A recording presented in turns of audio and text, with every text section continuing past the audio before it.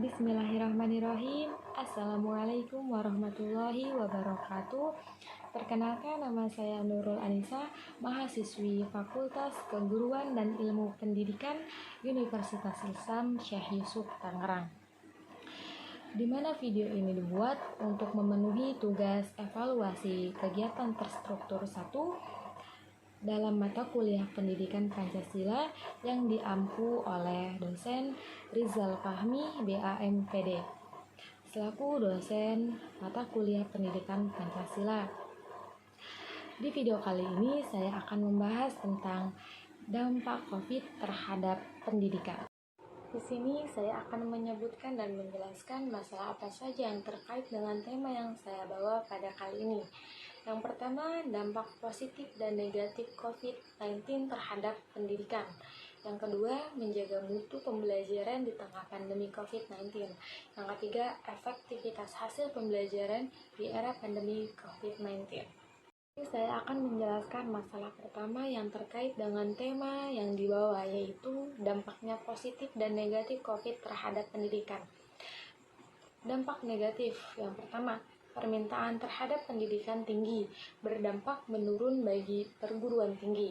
Sebagai dampak dari banyaknya PHK akan mempengaruhi penurunan sumber penghasilan keluarga yang dapat mengurangi minat masyarakat untuk tidak melanjutkan atau melanjutkan pendidikan ke jenjang yang lebih tinggi. Berdampak berkurangnya jumlah mahasiswa baru. Bagi mahasiswa, berdampak kepada kemampuan sebagian mahasiswa seperti kemampuan dalam pembayaran sumbangan pembinaan pendidikan. Yang kedua, metode belajar mengajar berubah cara online bagi perguruan tinggi. Sebagian besar pendidikan tinggi melakukan perubahan dalam proses belajar mengajar yang semua tatap muka berubah menjadi online. Bahkan semua perguruan tinggi telah dengan terpaksa melaksanakan perkuliahan online, yaitu opsi darurat yang telah berubah menjadi sistem utama dalam proses belajar mengajar. Hal ini berdampak kepada timbulnya perubahan pada pelaksanaan kegiatan Tridharma perguruan tinggi. Bagi mahasiswa, kesulitan untuk melakukan riset lapangan dan kesulitan melakukan bimbingan, sehingga mereka terhambat untuk lulus tepat waktu. Dan kondisi ini juga bisa menambah jumlah mahasiswa yang drop out atau DO. 3. Munculnya masalah dalam metode cara online, keterbatasan biaya pulsa internet. Bagi mahasiswa, sebagai dampak penghasilan keluarga yang berkurang, maka dengan metode online yang terus-menerus dalam belajar, maka biaya jaringan internet yang sangat dibutuhkan dalam pembelajaran daring menjadikan suatu hal yang memberatkan. Kuota internet atau paket data yang dibeli untuk kebutuhan internet menjadi tinggi. Sivitas akademika belum terbiasa menggunakan cara online. Munculnya kesulitan dalam menggunakan metode online karena belum dilatih menggunakan sistem dan peralatannya, sehingga perlu tambahan dukungan tutorial untuk menyesuaikan dengan model pembelajaran online. Lemahnya kreativitas mengajar. Tidak semua dosen dan mahasiswa menguasai teknologi dikarenakan penguasaan teknologi yang masih rendah. Keterbatasan sarana aplikasi dan peralatan belajar laptop atau smartphone. Sebagian pengajar dan mahasiswa belum memiliki perangkat untuk memfasilitasi pembelajaran. Misalnya, handphone masih model jadul. Akibatnya, home learning menjadi dosen pemberi tugas, lalu mahasiswa mengerjakan tugas. Gangguan sinyal dalam kuliah online, jaringan internet yang belum memadai di daerah tempat tinggal, terkadang tidak stabil, lemah karena letak tempat tinggal yang masih jauh dari jangkauan sinyal seluler, sehingga kegiatan belajar online tak dapat berjalan dengan baik, sehingga timbul kesenjangan perbedaan kecepatan internet di berbagai daerah. Orang-orang di pusat kota lebih menikmati internet yang jauh lebih cepat dibandingkan dengan mereka yang tinggal di daerah yang kurang berkembang. Jenuhan kuliah online dialami pengajar dan mahasiswa. Jika perkuliahan jarak jauh atau PJJ berlangsung dalam waktu yang lama terus-menerus, maka muncul kejenuhan dalam belajar online. Jika kejenuhan tersebut tidak segera diatasi, maka akan menyebabkan tidak optimalnya proses belajar mengajar yang berujung pada hasil pembelajaran tidak memuaskan. Kuliah daring online memang tidak sesempurna perkuliahan di kelas secara langsung. Di berikutnya adalah dampak positif.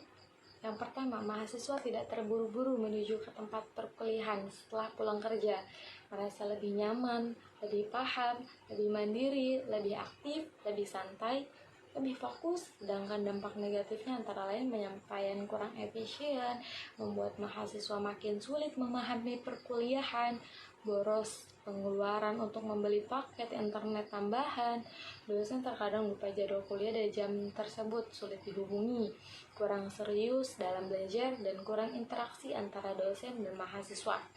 Walaupun ada dampak negatif, tetapi mahasiswa tetap merasakan bahwa perkuliahan bisa berjalan dengan baik.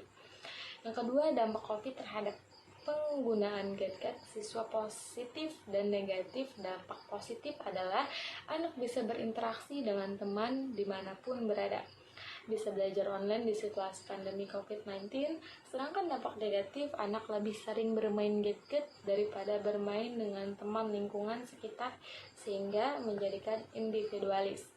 Oke, selanjutnya masalah yang kedua yang saya akan jelaskan adalah menjaga mutu pembelajaran di tengah pandemi COVID-19. Dalam pembelajaran daring atau online, maka guru dituntut harus bisa memilih media yang tepat atau fitur yang efektif. Oleh karena itu, menurut Arsyad, perlu mempertimbangkan ke beberapa aspek dalam memilih media belajar. Di antaranya, yang pertama, kemampuan mengakomodasikan penyajian stimulus yang tepat atau visual dan audio visual. Yang kedua, kemampuan mengakomodasikan respon siswa yang tepat atau tertulis, audio, dan kegiatan fisik. Yang ketiga, kemampuan mengakomodasikan umpan balik. Yang keempat, pemilihan media utama dan media sekunder untuk penyajian informasi atau stimulus. Upaya menjaga mutu dari sisi kebijakan pun telah dilakukan oleh pemerintah, diantaranya Kemendikbud yang memberikan istilah sekolah merdeka. Konsep tersebut sesungguhnya memberikan kelonggaran atau kebebasan pada satuan pendidikan untuk dapat menyelenggarakan pendidikan dengan dinamis sesuai dengan kemampuan dan keterjangkauan. Kemudian kebijakan berikutnya adalah diterbitkannya keputusan bersama 4 kementerian: Kementerian Pendidikan dan Kebudayaan, Kementerian Agama, Kementerian Kesehatan, dan Kementerian Luar Negeri tentang panduan penyelenggaraan pembelajaran pada tahun ajaran akademik baru di masa pandemi COVID-19 ini. Panduan tersebut memuat sebuah prinsip penting bahwa kesehatan dan keselamatan peserta didik, pendidik, tenaga kependidikan, keluarga, dan masyarakat menjadi prioritas utama dalam menetapkan kebijakan pembelajaran.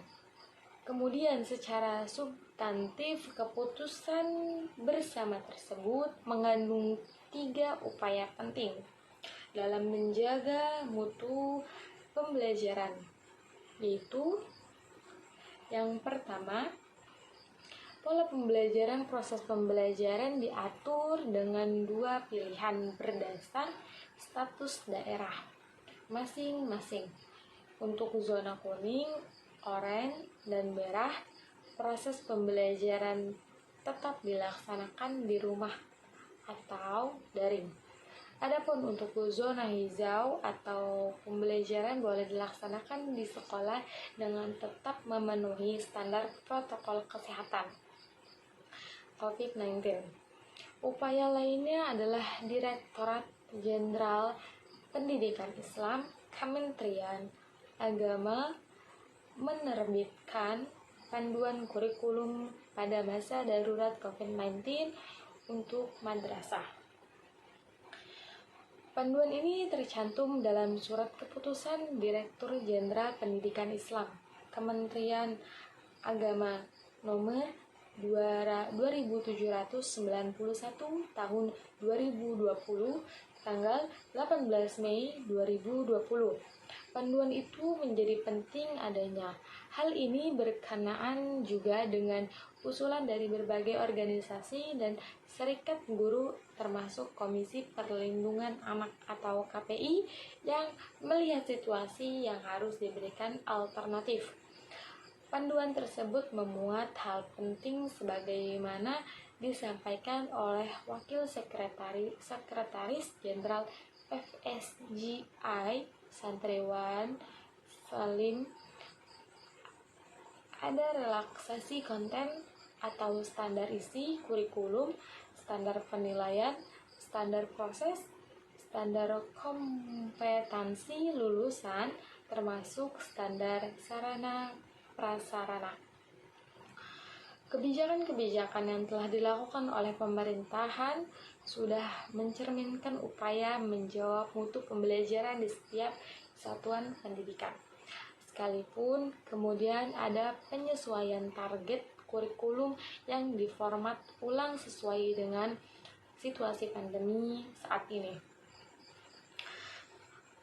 Bagaimanapun bahwa proses pembelajaran pada satuan pendidikan diselenggarakan secara interaktif, inspiratif, menyenangkan, menantang, memotivasi peserta didik untuk berpartisipasi aktif, serta memberikan ruang yang cukup bagi prakarsa, kreativitas, dan kemampuan sesuai bakat, minat, dan perkembangan fisik dan psikologis peserta didik.